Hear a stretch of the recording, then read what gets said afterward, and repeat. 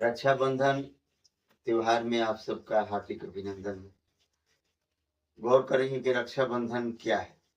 रक्षाबंधन को राखी का त्योहार भी कहते हैं और साथ ही साथ इसको श्रावणी भी कहते हैं और सलूनो भी कहते हैं। अब इसकी इतिहास के बारे में थोड़ी सी गौर करेंगे कि आखिर इसमें क्या इतिहास है। सबसे पहली बात, पौराणिक युग में महाभारत में एक बार भगवान श्री कृष्ण की एक उंगली कट गई थी। उस वक्त द्रौपदी ने अपनी साड़ी के कुछ अंश को फाड़ के उसको बांध दी। तो बांधने की वजह से उनका खून बहना बंद हो गया। तो यह राखी का रूप ले लिया, अर्थात अपने हृदय से उसे राखी समझ बैठी। और राखी जब समझ बैठी तो वचन दी कि हम आजीवन आपकी रक्षा करेंगे, आजीवन रक्षा करेंगे। और यही वजह है कि जब दुशासन द्रौपदी का चीरहरण कर रहा था तो उस वक्त भगवान श्री कृष्ण अपने प्रताप से उस साड़ी को इतनी लंबी कर दिए कि दुशासन खींचते खींचते मूर्छित हो गया था।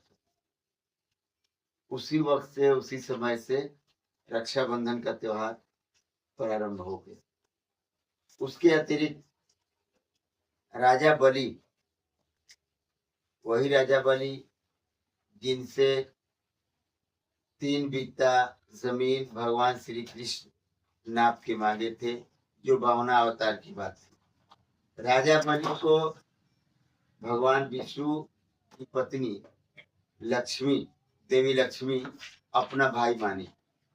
तो जब देवी लक्ष्मी अपना भाई मानी तो उनकी रक्षा करने के लिए तत्पर हुई।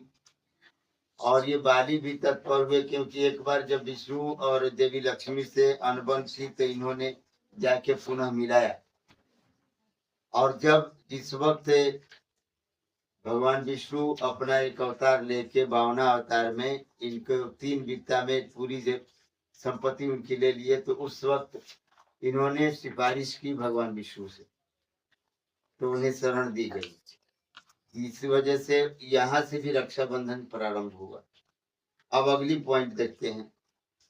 1905 ईस्वी में ब्रिटिश सरकार का जो जनरल था डलहौजी, उसने प्रण ले लिया, उसने ज्ञान प्राप्त किया और उसने बुद्धि लगाई कि हम एक ऐसा काम करें जिसकी वजह से भारतवासी में विवाद पैदा हो जाए। और सर्वप्रथम उन्होंने क्या काम किया कि बंगाल का विभाजन करने का मूड बना लिया। जब बंगाल विभाजन 1905 ईस्वी में होने की बारी आई तो रविन्द्रनाथ ठाकुर या रविन्द्रनाथ टैगोर, जो गोल्ड मेडलिस्ट थे, नोबेल प्राइज प्राप्त करने वाले भारत के, उन्होंने हिंदू मुस्लिम को एक जगह जमा किया और एक दूसरे से राखी बंधवाई। राखी बंधवाने के बाद प्रण लिए आपस में कि हम लोग कभी विवादग्रस्त नहीं होंगे या हम लोग आपस में विवादित नहीं होंगे, मिलजुल के रहेंगे, जिसकी वजह से बंगाल विभाजन रुक गया। तो रक्षाबंधन का त्योहार का महत्व वही हुआ। अब आगे देखते हैं एक और तारीख, एक और इतिहास। 326 ईस्वी पूर्व की बात कही जा रही है। उस वक्त सिकंदर महान की कहानी है। सिकंदर महान के जमाने में पंजाब की जो नदी है झेलम और चिनाब, उसके बीचों बीच एक क्षेत्र पाया जाता है। यह एक क्षेत्र है जिसको हाइडे स्पेन और एसेसी कहा जाता था। उस क्षेत्र का राजा का नाम था राजा घोरस, और बाद में उसे राजा पोरस भी कहा गया। तो सिकंदर महान अपनी पूरी फौज को लेकर राजा पोरस के ऊपर आक्रमण किया। राजा पोरस के ऊपर जब आक्रमण किया तो राजा पोरस काफी विचलित हो गए। विचलित होने की वजह से उन्हें ऐसा लगा कि हम हार जाएंगे। लेकिन उसी अंतराल में सिकंदर महान के सैनिकों के अंदर विद्रोह हो गया, आपस में विवाद हो गया। विवाद होने की वजह से सिकंदर महान का सैनिक ही कमजोर पड़ गया। जब सिकंदर महान का सैनिक कमजोर पड़ गया तो राजा पोरस की पावर अधिक हो गई, जिसकी वजह से उन पे हावी हो गए। जब हावी हो गए तो सिकंदर महान की पत्नी रुखसाना, उनको लगा कि हमको लग रहा है कि कुछ गड़बड़ हो सकती है, हो सकता है कि सिकंदर महान मारा जाए। तो वह गई और जाने के बाद उनसे कहीं राजा पोरस से कि आपको राखी बांधती हूँ, मैं आपको अपना भाई मानती हूँ। वो भी अपनी बहन मान गया।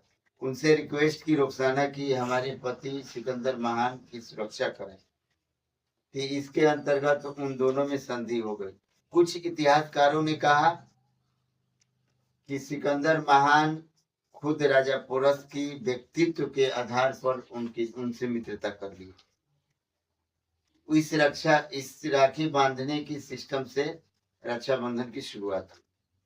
अब एक और ऐतिहासिक कहानी मानी जाती है। 18वीं शताब्दी में पंजाब में महाराजा रणजीत सिंह की पत्नी थी जिंदल। वह जो है नेपाल के राजा को राखी बांध के अपना भाई स्वीकार की, वो भी जिंदल को अपनी बहन स्वीकार की है। एक बार की बात है कि काफी युद्ध के बाद सिख साम्राज्य में उथल पुथल हो गया। यहाँ कहीं शरण लेने की जगह नहीं बची थी, तो सारे सिख यहाँ से भाग के नेपाल में जाके शरण लिए। उस वक्त जो है वहां के राजा महारानी जिंदल के भाई होने का फर्ज निभाया। ये भी एक ऐतिहासिक बात है। इसके अतिरिक्त एक और इतिहास है।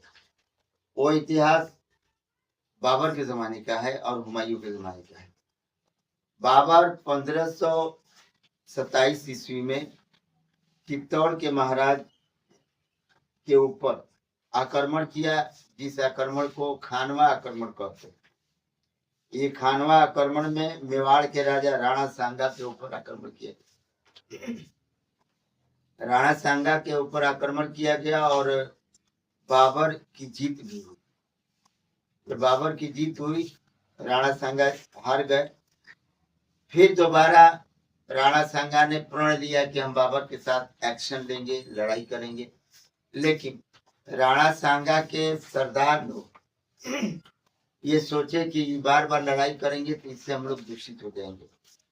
तो राणा सांगा के सरदार ने क्या काम किया कि 30 जनवरी 1528 को खुद राणा सांगा को ही जहर दे के मार डाला। जब जहर दे के मार डाला तो काफी अत्यंत दूषित हो गए। पूरा माहौल चित्तौड़गढ़ जो है तराई तराई में बच गया, क्योंकि मेवाड़ की राजधानी चित्तौड़गढ़ थी।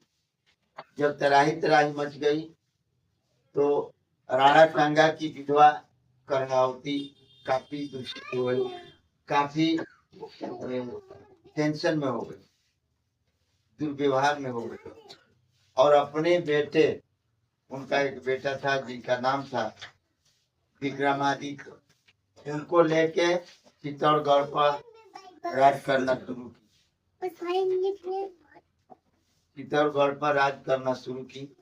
उस दौरान फिर गुजरात का महाराज या गुजरात का बादशाह बहादुर शाह वो आक्रमण कर दिया चित्तौड़ पर।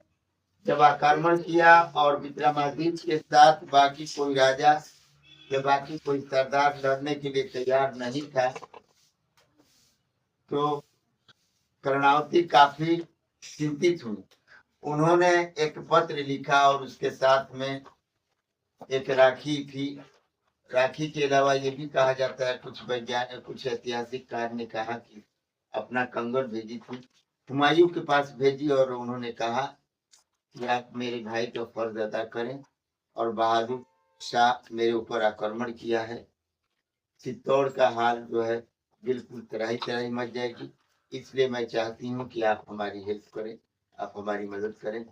ये बात सुन के हुमायूं अपनी पूरी फौज के साथ चित्तौड़ के पास आया तो काफी लेट हो गई थी। बहादुर शाह चित्तौड़ को अपने कब्जे में ले लिया था। वो हार गई थी, कर्णावती हार गई थी। लेकिन जब हुमायूं आए तो उनको पता चला कि तो आक्रमण करके जीत लिया है। अब जो है हुमायूं पुनः बहादुर शाह को आक्रमण करके चित्तौड़गढ़ को अपने कब्जे में करके फिर पुनः कर्णावती को और विक्रमादित्य को वापस कर दिया। उस वक्त से रक्षाबंधन प्रारंभ हुआ। तो हम आप लोगों के सामने प्राचीन काल के वेद के साथ पुराण, तवारीख, इतिहास की बातों से ये साबित करा दिए कि यहाँ जो है रक्षाबंधन प्रारंभ से ही होता आ रहा है। एक बात ये भी ध्यान रखेंगे, कुछ इतिहासकारों ने कहा कि कोई किसी को राखी बांध सकता है, भाई भाई को बांध सकता है, जैसे 1905 में बंगाल में बांधा गया। फिर उसके बाद पति को पत्नी भी बांध सकती है, जिस तरह इंद्र भगवान को गुरु बृहस्पति के आदेशानुसार सूची उनकी पत्नी यानी इंद्राणी दानवों के युद्ध में सुरक्षा के लिए राखी बांधी, तो पत्नी पति को भी बांध सकती है। इससे यह प्रमाण मिलता है।